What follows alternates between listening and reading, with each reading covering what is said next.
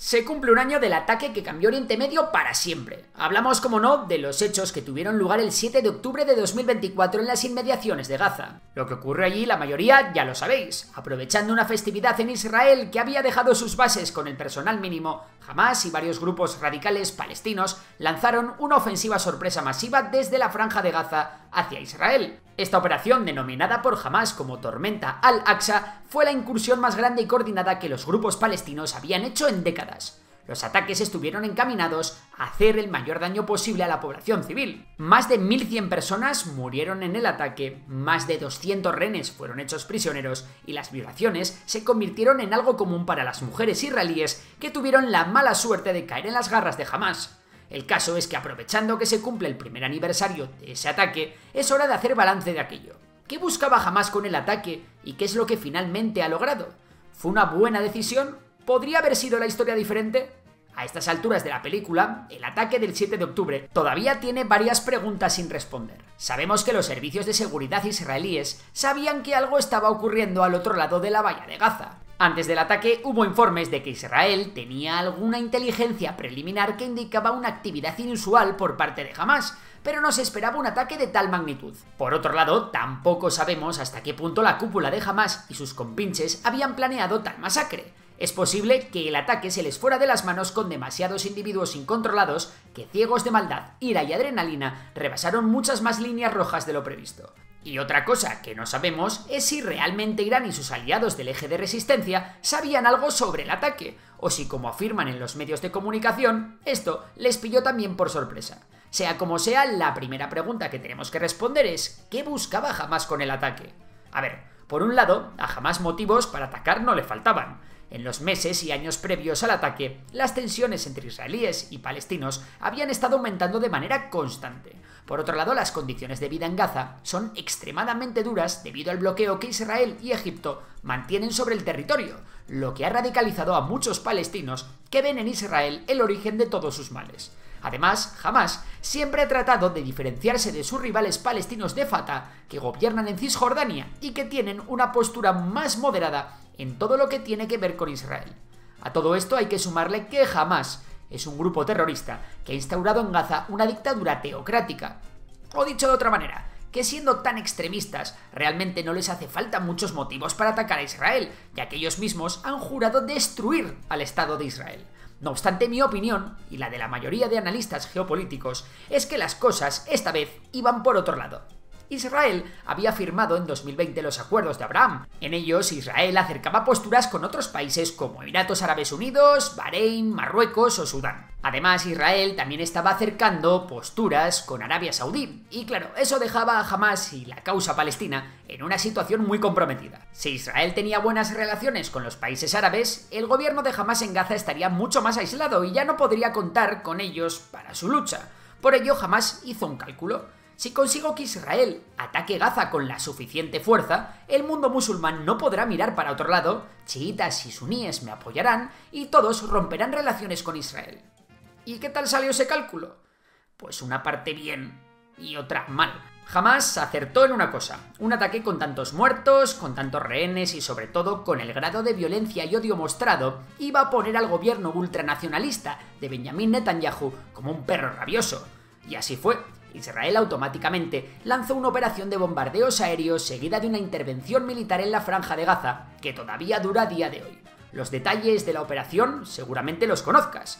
Según datos provenientes del Ministerio de Salud de Gaza en manos de Hamás, cuyas cifras son aceptadas por Naciones Unidas y replicadas en gran parte de los medios de comunicación masivos, el balance de la intervención militar ha dejado más de 40.000 muertos. Lo que no ofrecen estas cifras es qué proporción de estos 40.000 son civiles y cuántos son milicianos de Hamás. Sea como sea, la cifra es una verdadera barbaridad.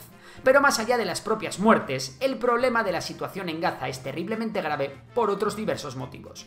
Las infraestructuras de salud han sido gravemente dañadas.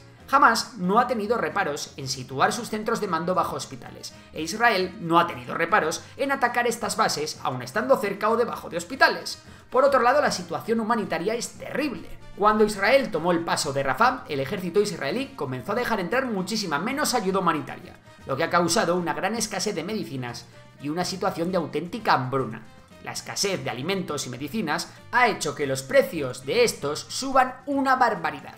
Todo ello en un lugar en el que la gente es tremendamente pobre. ¿Queréis ejemplos? Venga, según informaba El País, el 25 de agosto, 3 patatas tenían un precio de $40 al cambio. Mismas patatas que antes de la invasión costaban 54 céntimos. 2 huevos costaban en agosto de 2024 $6,50 al cambio. Y estas latas que podéis ver en la imagen se podían encontrar por un módico precio de $32. El efecto de esto es una situación insostenible. Al menos el 20% de la población de la zona enfrenta niveles extremos de hambre. El 30% de los niños de Gaza son demasiado delgados para su altura, y la tasa de mortalidad se ha duplicado respecto a los niveles promedio, superando las 2 muertes diarias por cada 10.000 personas adultas y las 4 muertes diarias por cada 10.000 niños. Vamos, que Gaza es un auténtico infierno en la tierra, en el que apenas hay comida y agua, en el que las enfermedades campan a sus anchas y en el que las bombas continúan matando e hiriendo de por vida a miles de civiles. Pero como decía, esto es algo que jamás sabía perfectamente qué pasaría cuando llevó a cabo el ataque del 7 de octubre, y más sabiendo los pocos escrúpulos que tienen los que gobiernan en Tel Aviv. El caso es, ¿sirvió el ataque para unir al mundo musulmán y reavivar la causa palestina? Pues no. A ver, a nivel mediático es cierto que el conflicto palestino ha renacido. Ha habido manifestaciones pro-Palestina por todo el mundo. No hay concierto de rock en el que no se maldiga el genocidio de Israel, y los políticos se llenan la boca hablando de solidaridad. Sin embargo, los gobiernos árabes suníes no han hecho absolutamente nada por ayudar a Hamás en su lucha contra Israel. De hecho, las relaciones del gobierno de Netanyahu con sus homólogos emiratíes, saudíes o jordanos apenas han cambiado. De hecho, los propios jordanos colaboraron a la hora de derribar algunos misiles lanzados desde Irán que tenían como objetivo Israel. Y es que, amigos y amigas de Memorias de Pez, las cosas a veces no son tan fáciles como parecen. El acercamiento de Israel a los países árabes no se debía solo a cuestiones altruistas. Detrás de esto también había mucha panoja, dinerito, flus, parné, como lo queréis llamar. Israel es conocido por ser una potencia tecnológica y de innovación, con una economía basada en sectores como la alta tecnología, la ciberseguridad, la biotecnología o la agrotecnología. Estos sectores son de gran interés para los países del Golfo, especialmente para los Emiratos Árabes Unidos y para Bahrein, que buscan diversificar sus economías más allá del petróleo. Además, los poderosos fondos de inversión soberanos de los países del Golfo han mostrado interés en invertir en startups y empresas tecnológicas israelíes, lo que beneficia a ambos lados económicamente. No obstante, la joya de la corona de este asunto es el India Middle East Europe Economic Corridor, más conocido como el IMEC, un proyecto que busca conectar más eficientemente las economías de la India, Oriente Medio y Europa, a través de una red de transporte terrestre y marítimo. Este corredor fue anunciado en la cumbre del G20 en septiembre de 2023 y representa un esfuerzo conjunto de varios países, entre los que se encuentran India, Arabia Saudí, Emiratos Árabes Unidos, Israel, Jordania y la Unión Europea. Y todo esto con el respaldo de Estados Unidos. El IMEC tiene como objetivo crear una alternativa más rápida y eficiente a las rutas tradicionales de transporte marítimo que conectan Asia con Europa. En lugar de depender exclusivamente del Canal de Suez o de rutas marítimas que implican un mayor tiempo de tránsito, este corredor utilizaría una combinación de infraestructura terrestre y portuaria para reducir los tiempos de transporte de bienes entre continentes. En su forma más básica, el corredor implicaría la creación de puertos, carreteras y ferrocarriles que permitan un flujo continuo de mercancías desde India hacia los puertos del Golfo Pérsico y desde allí hacia Europa a través de Israel. Uno de los aspectos más interesantes del IMEC es que incluiría la conectividad digital y de energía, lo que lo haría no solo un corredor de transporte físico, sino también una plataforma para el comercio digital y la distribución de energía limpia entre Asia, Oriente Medio y Europa. Todo esto no solo va a traer un montón de dinero y desarrollo a la zona, sino que además es un proyecto idóneo para contraponerlo a la nueva ruta de la seda china.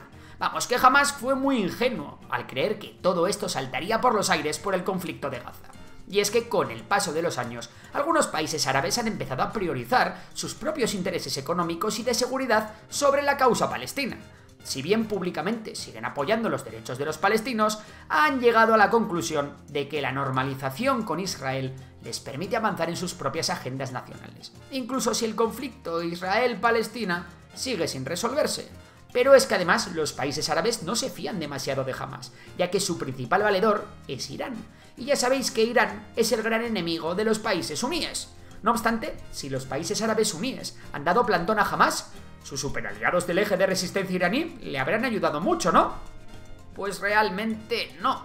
Sí, vale, Hezbollah ha tratado de distraer a los israelíes con acciones de baja intensidad, pero en la práctica esto ha servido de bien poco, y la milicia libanesa bastante tiene con defenderse a sí misma. Por su lado, Irán ha hecho durante este año todo lo posible para evitar una guerra abierta contra Israel, y su apoyo a Hamás ha sido prácticamente nulo. Ya sabéis, las desventajas de que Gaza esté tan aislada. Los únicos que han hecho algo con un mínimo de impacto por ayudar a los palestinos han sido los rebeldes hutíes con su campaña enfocada en atacar barcos en el Mar Rojo, con el objetivo de hacer daño a Occidente en general y a Israel en particular.